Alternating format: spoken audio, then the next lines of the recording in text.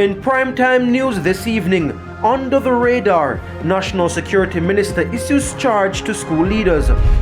Also this evening, St. Catherine North Police ramping up operations in Linstead.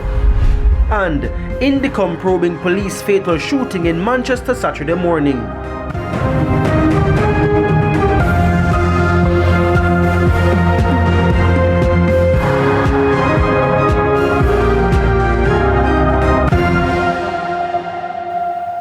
Good evening and welcome to Primetime News. A very special welcome to our viewers on TVJ International in the Cayman Islands and online at onespotmedia.com. I'm Anthony Log. There's also Saturday Sports Special and weather in this newscast, so please stay with us. I'll have the news in detail right after this break.